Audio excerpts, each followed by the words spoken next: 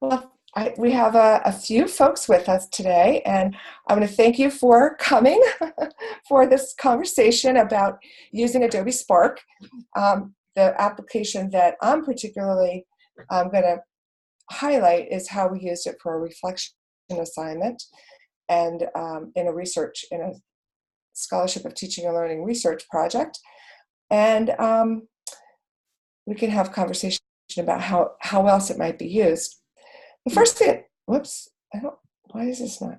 Okay, the first thing I wanted to just introduce myself. I'm Eileen Grodziak, and I'm an instructional designer. I'm one of two instructional designers that works at Penn State Lehigh Valley. So we are a Penn State University campus in Eastern Pennsylvania. And yes, it really does say that we are one building. So we are one building. So we're all commuters, and we're one of the smallest in terms of physical space in the Penn State system, but we have a growing student population. So just to give you a context of where we are. All right, so the first thing I'd like you to do is just use the chat and introduce yourself. And then just, what made you come and want to participate in this session? And I also wanted to ask if you've had experience in using Adobe Spark before, and in what context. So if you wouldn't mind doing that using the little chat, and I think I can follow it too. Yeah, okay, great. And if anybody wanted to unmute their microphone, you're welcome to do that if you prefer to speak in person.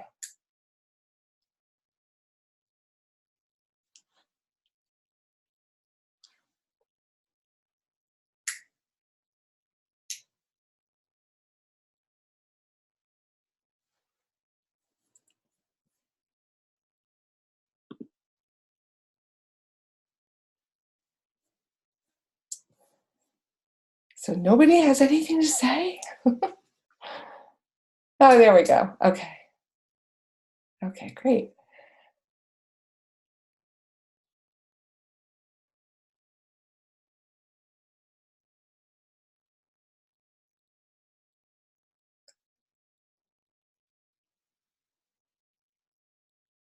Hi, Carla and Colleen and Holiday. So I don't know what your first name is, but hello.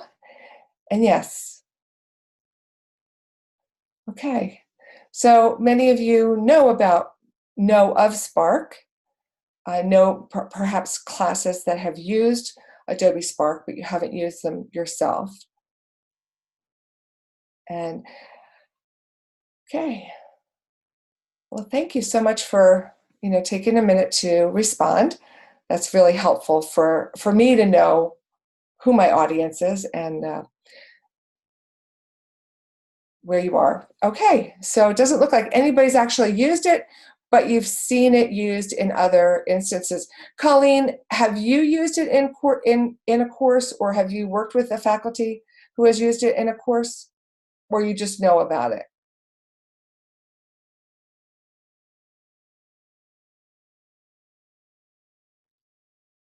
Sorry, I couldn't find the unmute button. Oh, that's okay. I'm actually the Director of Academic Technologies, and I'm not currently teaching any courses. I've just heard how others have used it in their courses. Okay. And because it is free for educational uses, it's been widely used here. VCU has just purchased an enterprise license, so hopefully more people will be taking advantage of Spark and some of the other tools. And so I just joined this just to find out, give some advice how other people can use it in their classrooms. Great. Okay, well, I hope that you'll be able to get some information from this. Okay, so let's see. Thank you, Colleen, and thank you everyone for weighing in here. All right, so I'm going to hide this now. All right. Let's see. Okay, so I as an instructional designer, I work with faculty, as you can imagine. And one of my faculty members came to me and said, I want to do a new research project with my course, and I want to use a new technology. And that brings us right to Lindsay's point this morning, all the shiny bells and whistles. And it's really not about all the shiny bells and whistles. It's not about what technology to use in a course, but it's what do you need in your course? Are there instructional challenges that we can solve? And is there a technology that might fit that need, and even or not? Maybe we can fill the need in another way. So the first question I like to start with my faculty is, what keeps you up at night? So what are the difficulties or the challenges that you're having? And for this particular faculty member, she's a speech communication instructor. She said that her biggest thing was the interpersonal communication skills with her students. She teaches mostly freshman and sophomore level classes. It's a required course. And this is the thing that really does keep her up at night, because she knows that the ability to speak one-on-one with another person is really critical to their success when they get out of the university. So then my next question is, what are you doing about it? And her response is, she came back to the interview assignment that she has her students do. And in this assignment, she has students go out and interview a professional. And we have lots of courses that have students going out and interviewing professionals in their field, right? So freshman seminar, internship types of courses. But the difference for her, and I try to get her to really, distill what makes it different, is the fact that she really does do lessons in her course that teaches students how to actually be part of a job interview, so that when the students go out and actually interview the professional, if the opportunity comes, so that it can be turned around into where the person they're interviewing is actually interviewing them for a job. She's found very good results as a result of doing it this way. So this is what she's currently doing, which is working. And she has anecdotal evidence of students getting internships and getting jobs and getting shadowing opportunities as a result of this little project that she has them do for a speech class. It's not even for a career class or for a majors class. It's just speech communication. So that's what she's doing. And then what I like to do is I like to say, okay, so now what are the gaps? What might the gaps be that we can fill? And I use the literature to find those gaps and find how we might be able to fill it. So let me just back up a minute. And when she talks about when this instructor started telling me about what she's doing, she talked about this one student who literally sat in the back of her class with her hood on. She was an athlete, and she would just sit in the back and put her hood on and just kind of look down. And when this project was introduced, she was terrified. And through the exercises she does in her class, the student was able to totally change. She wound up getting an internship opportunity with the physical therapist that she worked with when she had an injury. And I can tell you, I know this student, I see her on campus, and she is a different person. And she really credits this assignment as being pivotal for her. Another, as I said, an unintended outcome of this particular project is all of these things that the students have reported these coming to be. And it's really the objective of the course, of the assignment, is to get them to come up and speak in front of the class, right? But there's been a lot of wonderful unintended outcomes as well. And then another student, because of her lessons and, making sure that the students are prepared to dress professionally, present themselves professionally, the student walked into the lobby of this, of Crayola. He did a little research and said, this man is an engineer and I want to interview him.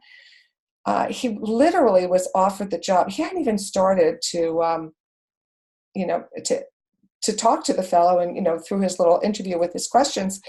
And one of the higher ups saw him standing there, asked him what he was doing, and literally asked him to if he wanted an internship. So these are real stories that have happened. And these are the things that she talked to me about, you know, as I said, okay, what are you doing? And another one where the student said, you know, all of a sudden he saw that maybe what he was thinking about was, there was more for him, and really the sky was the limit for him.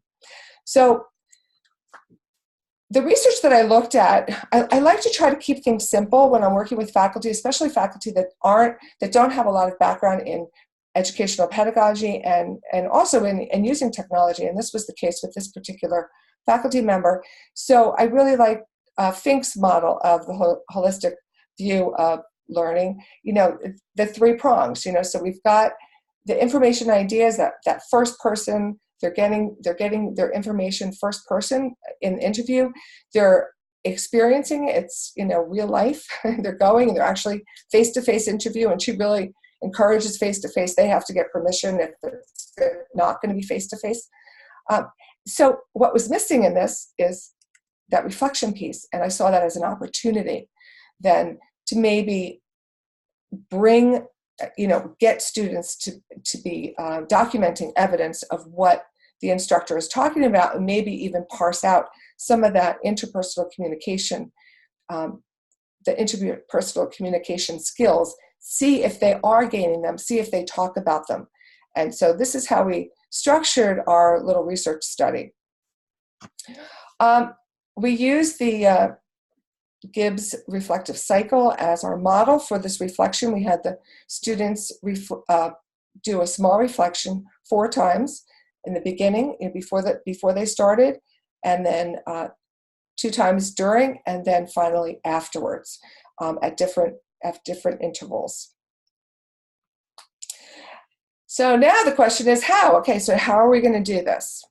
Well, we know one of the things that she talked about, of course, is the use of the mobile devices, and she really feels that, you know, that's kind of put a damper on how students are communicating face to face. So that was one consideration. Well, the other consideration was the fact that we have our discussion forums available to us. We use Canvas, so that's certainly something we can use. But and we could do that.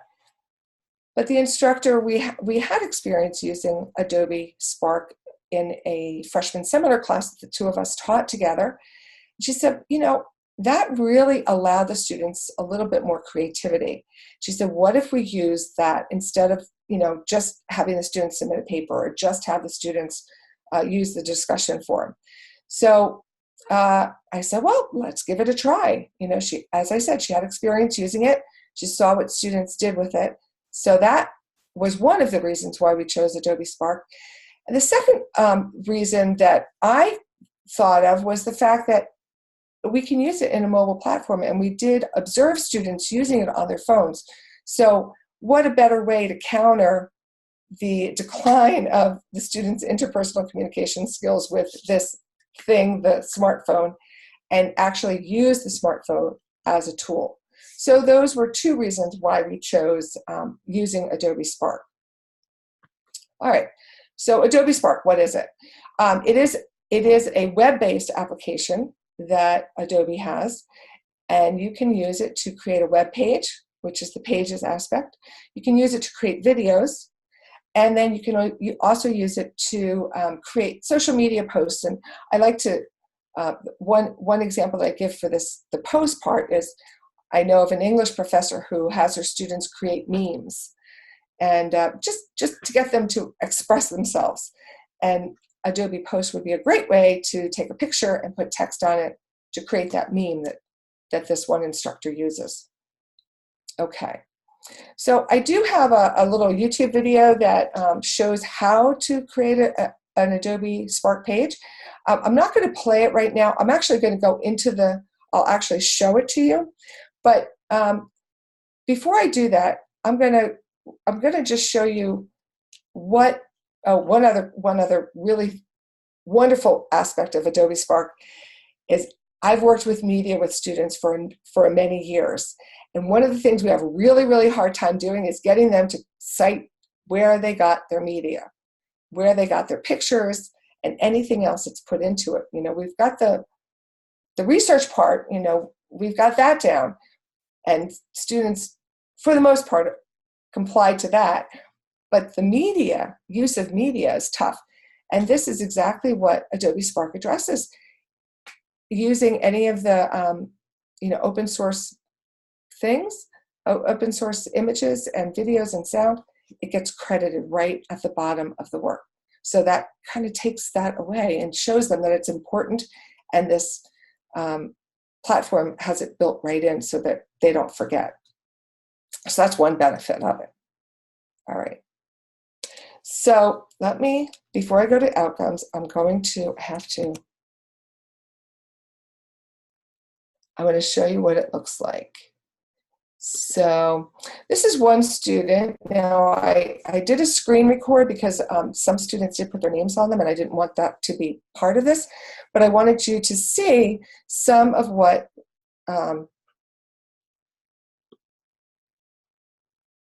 it looks like. And you can see the imagery. They're able to choose imagery right from within the platform. There's a number of different templates that they can use. Okay, so you can see this was reflection 2, 3.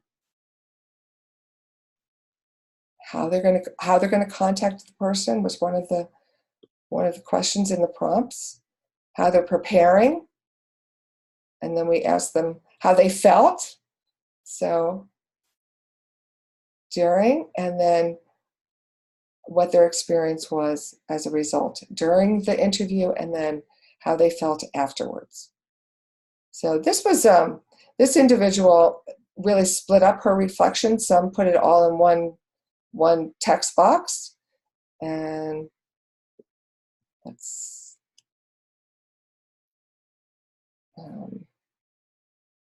I do not like doing this. I do not like having to get out of PowerPoint, but I thought it was more important to show you this. Okay, and here's another one. And all of these images, as I said, were students were able to select them right out of the application, and you can also upload your own. Okay, we asked them how they felt about using the technology, because some students are really good with technology and some students aren't good with technology. Okay, we asked them about their previous experiences, how they're going to find their interviewee.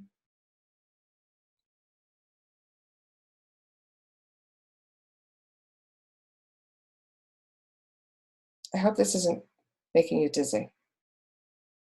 How they're going to prepare.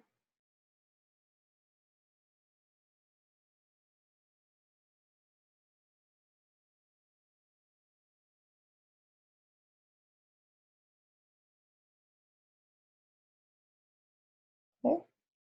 I'm not going to have you all read this, but I really wanted you to be able to see what the products look like, because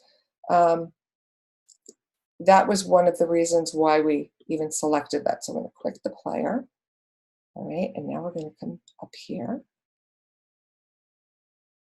and play from current slide. Okay, so a few of the outcomes that we had as a result of doing this. We're currently in the process of looking at the data, and we'll be running this again another semester coming up. We have lots of changes. So some themes that emerged with the students as they did this were, the fact that some were overconfident. They were looking at strategies for success, the benefits of the interview, benefits of this, and then their networking, asking the right questions. And we realized that our prompts didn't necessarily ask them about using those interpersonal communication skills. And that was actually one of our objectives right from the beginning. So we realized that we have to kind of take a look at that. as for the technology, students did report a little bit of difficulty at first. And one of the reasons that students had difficulty is that when we first used Adobe Spark 2 years ago, it was the free version. And so you just went in and made an account with with whichever email you wanted to. Well, Penn State just purchased the enterprise version of Adobe. And I wasn't aware that in order to use Adobe Spark, students have to sign up under the software and sign the software agreement as if they were going to download Adobe Photoshop. And so we weren't aware of that, and our instructions didn't include that. So there was a lot of confusion for the students. But once we overcame that, the majority of the students said that they found it was really easy to use, and it was easy to navigate, and they liked the fact that they could add pictures to their reflections. We did have one student who was a computer science student who was very disappointed because he couldn't make any change. It's limited. It's made to be easy, and it's not made for a web developer. So we thought that was pretty funny. And then the students, expressed exhilaration and hope. And so what are some of the surprises? The thing that first surprised me was just the students' use of imagery. And that was one of the reasons why we chose it.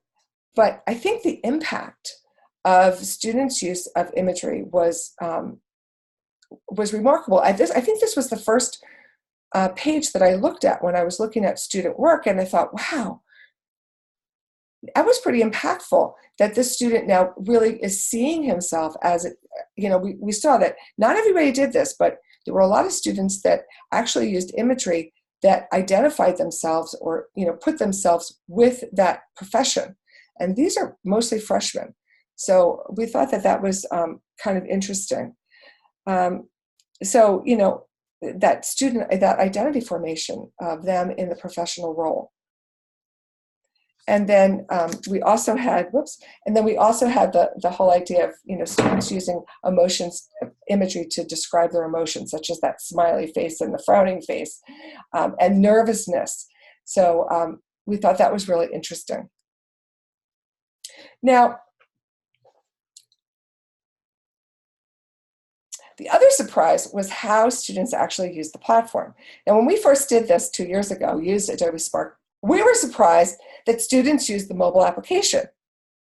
So we didn't give directions on using the mobile application. And so we just assumed, well, that was our assumption, that students would use the mobile application. They're using the mobile Canvas app. They're using other things in the mobile versions. We're finding they're using their phones for a lot more of their schoolwork than we thought. So we just thought it was a natural progression that they would use the Adobe Spark app. And we gave all the information. I didn't do my homework, however, because Adobe Spark Page is the only one of the Adobe Spark products that does not have an Android app for the mobile smartphone. So that was a little oops on the afterwards. But we also found that for the most part, they didn't even use the mobile app. I think there were 5 students of about 45 that used the mobile app. So the idea of using this product as a way for them to use their phones in real time didn't really work. So that was a little disappointing, but sometimes you think that something will work in a certain way, and you actually test it out and you find out, well, it didn't really work that way. And then other times you don't anticipate that it'll work in a certain way, and come to find out that it does.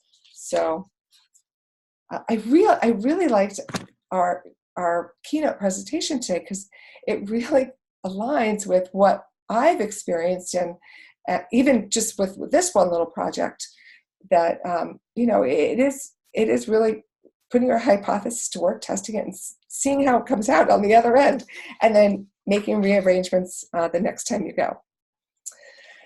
All right. Okay. Oh, I thought I hid this. I'm so sorry. Now, what I wanted to do is I wanted to let you know that I do have a resources, and what I should do is I should put this into the box folder. I don't know if I can do that. Jeff, would you be able to maybe write this URL down and put it into the chat box for everybody? But I have all the resources that we use. I actually presented this at the Teaching Professor Conference, and I created the box. The PowerPoint slides go pretty much with what we presented at the Teaching Professor Conference, so you're welcome to peruse any of those materials. But what I'd like to do now, first of all, are there any questions? And then I'm going to show you actually how this works. I'm going to try to chat. I can't get my chat window out. Oh, thank you, Jeff. That's very helpful. So if anybody has any questions, I'll try to make sure that I address them. Okay, thank you. All right, so let's lower this. Okay, and now I'm going to move this down. All right, so here is Adobe Spark. Now, when you first come to the Adobe Spark site, now I'm logged in under my enterprise version, and you can see I have a couple of projects that are showing, but let's see, I need to move this chat window out of the way, but I can't figure out how to do that. So give me just 1 minute. Oh, here we go. Okay, now I can do it. All right. Okay, so when I first come in, it provides a bunch of different options for me. The way that this works is these plus buttons. Like I said, it's a pretty easy interface to work with, just as long as you know how to operate it. But a whole bunch of options, like a gallery that comes on your page. Once you log into your own thing, if you don't have anything that started, it'll be a big gallery. But you can see I have a few projects that are already started. So I select this little plus, and I can start from scratch, and that's how I create a new one. I can use one of these templates. There's lots of templates in here, but I want to start something from scratch, and so the graphic would be that Adobe post, a web page would be Adobe Spark, and video would be, of course, Adobe Spark Video. So we're going to do the web page. And now I just have, I get to start filling things in. So I need to add a title. So I'll put, how about I put App State Free Learn. Okay. And then I can add a subtitle, how to create an Adobe page. Okay, and now I'm going to add my image, and whatever photo I use is that first photo is going to be that background, and you can change all of this. So if a student puts something in there, I don't want to add a new one. I want to find free photos, and this is what's so nice about it. We're going to do butterflies here. I've been working with. Oh, you know what? Maybe I wonder. I'm wearing a spotted shirt today, a polka dot shirt. We've got spotted lanternflies in eastern Pennsylvania, and we've been doing work with them. So I don't know. I don't think they're going to have anything in the free images right now, but let's do butterflies. And I have to do something with butterflies.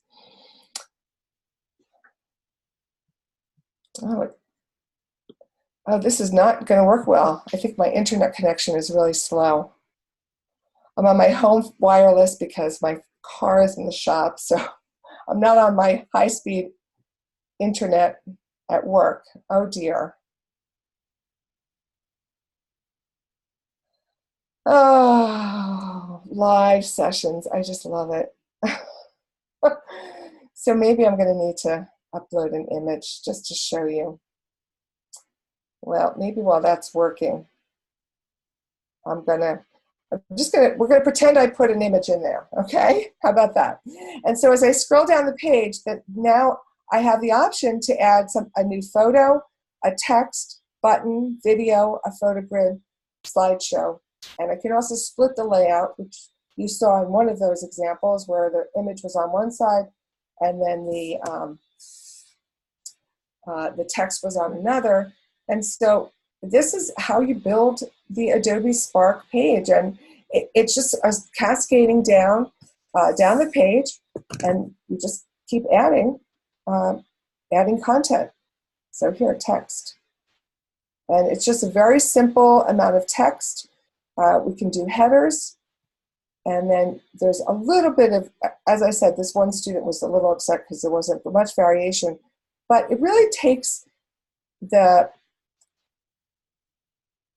complexity of learning a new technology away so that the students can just create. Okay, so type content. Yeah. Let's see if we can go back and find an image. Oh, guess what? There they are. Okay. All right. It really makes a nice presentation. I think that's the thing that I like about it. It looks professional, and the students have fun with this. So, okay. Jeff, can you tell me what time it is? Because I don't have my my time showing on my computer like I always do.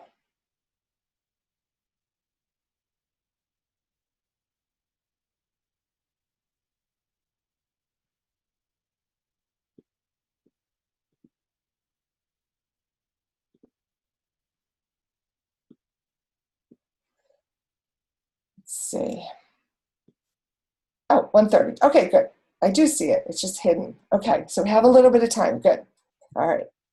Now, what I'd like to know, what questions do you have about using Adobe Spark? Number one, because I'm just showing you really, really simple, simple introduction. And do you have any questions related to actually using this tool that I might be able to answer? And you're welcome to open up your microphone and just, speak. You're allowed to do that too.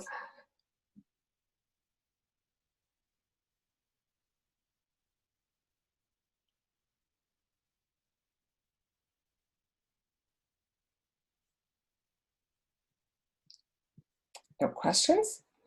Okay. We have a quiet group today.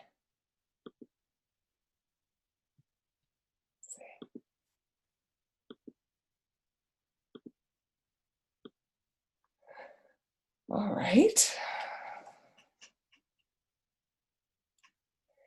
Okay, so now what I'd like to ask you now, if you don't have any questions about actually using the tool, or you can see it's pretty easy. One thing that we're going to do in order to share it, to publish it, for a student to turn the work in, every time they add something new, they have to publish and share the link. Otherwise, the new content will not display. So I'm going to publish and I'm going to share the link. This is very similar to YouTube, where you can select the permissions that you share it with.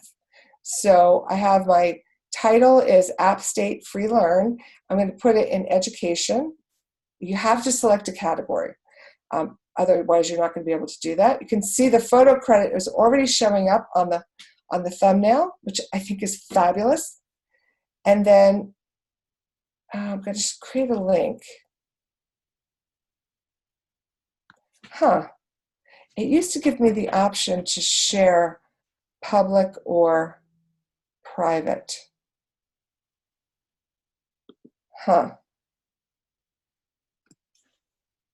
So it looks like it's a published shareable link. Well, that raises some questions about security, doesn't it?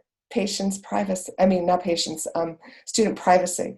So that's definitely a conversation to be had about using student names, about using,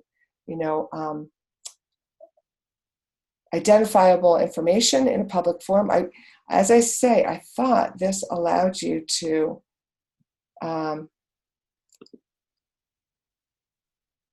share.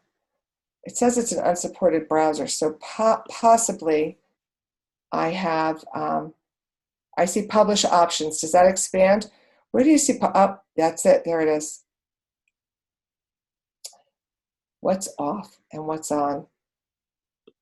Let me see, on and off. You know what, I think this is it. I wonder if this is it right here.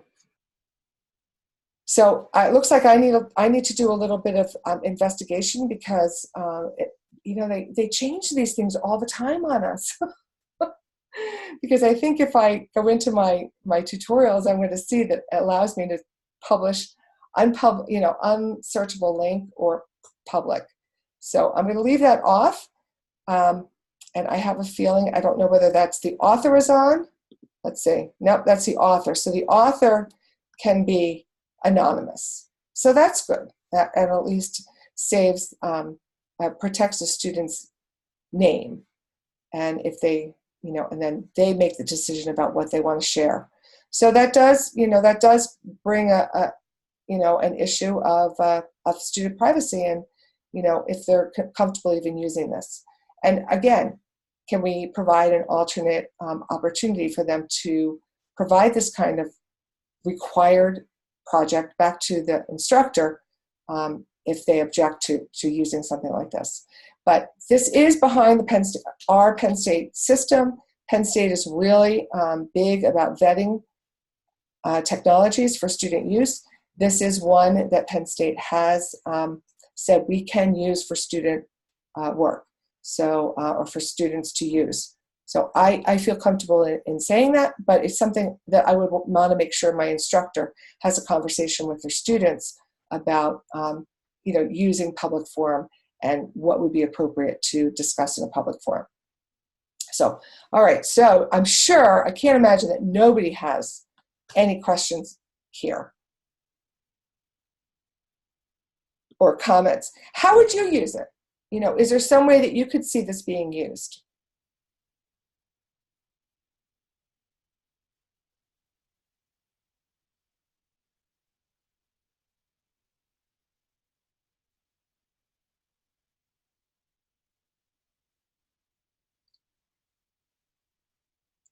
Now, again, this makes a really simple website, but it doesn't have all the bells and whistles. So it makes a nice, clean presentation.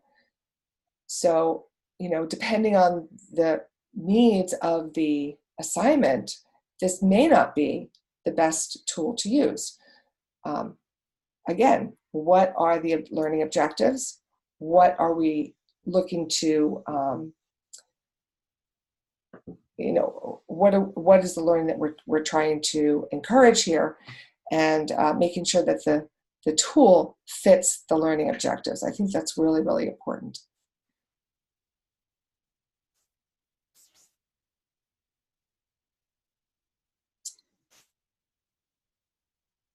Okay, so nobody has any ideas of how you might be able to use it in a class or with a particular discipline. We can certainly use it for any student organization. They can use it for an informational website. We've used it for our department to, just highlight different things that our department's doing.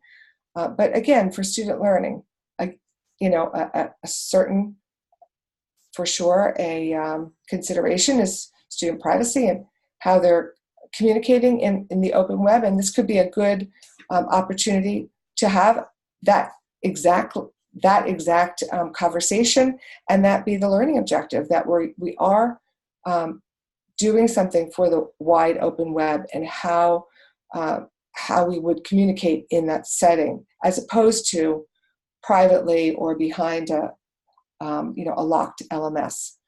So that is one option. I don't know. I guess if nobody has anything to share, I think that's pretty much all I have to. I'm sorry, I joined late, so The reason why I wanted to listen to this webinar on Adobe Spark was I am an instructional designer at AltLab VCU. And at this particular moment, I'm working with a faculty member who is looking to use Adobe Spark, right? Mhm. In VCU currently, we use our LMS as Blackboard. Mhm. So she is hoping that, not to get two interfaces working and have students navigating in and out. But she's wondering if it works, it can be integrated with Blackboard. That's the first question. I don't believe it can be integrated with Blackboard. Okay. We don't have it integrated with Canvas. I mean, I could be wrong, but honestly, it's a submission. It's a web link submission in the LMS, and you're able to open it up in the grading function of the LMS. Okay. Yeah. So that's, we have it set as a web link submission, and then when we open up the grading function, click on it, it just opens it up for Okay. us. And does it do it in a new window or within? It actually, well, as I said, we use Canvas, so it does open Might it. be different. Yeah. Yeah, it does open it in. You might want to just test it. Okay.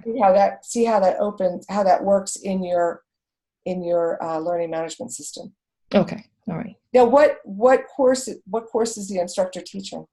She is teaching Uni 1-1. It is an intro course for new incoming students. Mm-hmm. So basically introducing the school to them, what they should be looking out for, what are their expectations, those kind of things. So that's mainly the university saying welcome, but take this class to know what you need. Okay, so what is she going to have the students do then in Adobe Spark? She mostly does reflection videos, and that's what she expects from it. So she's going to use that and have students respond to it, and also have students post video using Adobe Spark. Using Adobe Spark. Yeah. Now, I don't know too much about the video. We did have students in I think like a public health class use it, where they did a little mashup of YouTube videos using Adobe Spark. Okay. But I don't know too much about that. So again, experiment. Yeah. Make a little sandbox for yourself and try it out. Okay. As I say, it is not hard. All right. It's not hard. There may be a limit in the amount of, if you're using the free version, there may be a limit in the amount of media that you're able to upload to it. Okay. So you want to make sure that that's, you're clear on that as well. Okay. And then the Adobe Spark Video has a mobile app for both Android and iOS. So that's kind of a plus. Oh, okay. Cool. Yeah. Thank you so much. Oh, you're welcome. You're welcome. Thank you.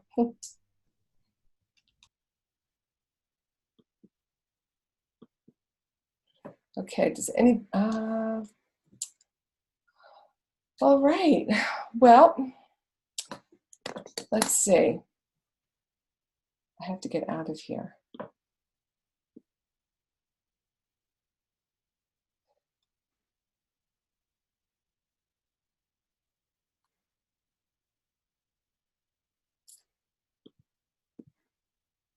I like to have everything all in my PowerPoint, but it doesn't always work that way. So, okay, so I guess what would be? Do you have any takeaways anything that you can take away from this that you can share with everybody? Did it help you to understand a little bit about what Adobe Spark is, at least the Spark page, and what you might be able to do with it?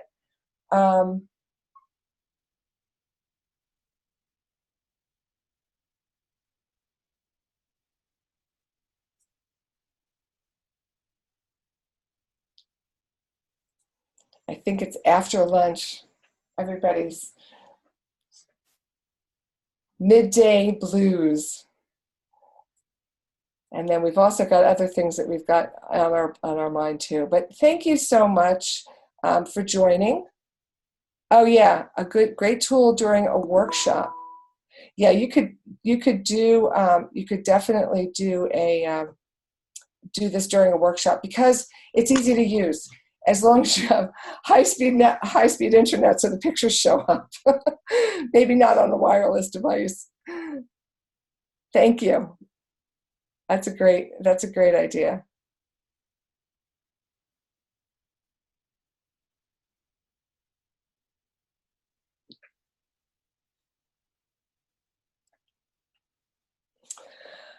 Okay, well, you're welcome again to use any of the resources that I've provided. And, I hope that you'll at least look into, not be afraid to try Adobe Spark. It's, as I said, it's easy. It really is easy to use. And it makes a nice presentation. I did have one person say, oh, students are doing PowerPoint presentations all the time. I wonder if, I have them do this instead. So I thought that was kind of an interesting idea, just to shake it up or give students the option of maybe doing something like that instead of the normal PowerPoint presentation, because you can just scroll down the page instead of just moving from slide to slide. So it gives them a different opportunity for just demonstrating their knowledge. Okay, well, I hope you enjoy the rest of your afternoon. I know we have one more set of presentations that are available, and thank you so much for joining me.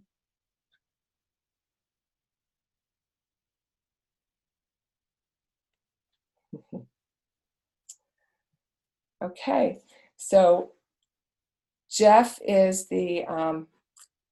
is running this operation here. So I guess, Jeff, if you're okay, you're welcome to close the meeting. All right. So well, thank you so much. Hope you have a good rest of your day. Yeah, you too. Thank you so much, Jeff, for your help. You're very welcome. Okay, bye-bye.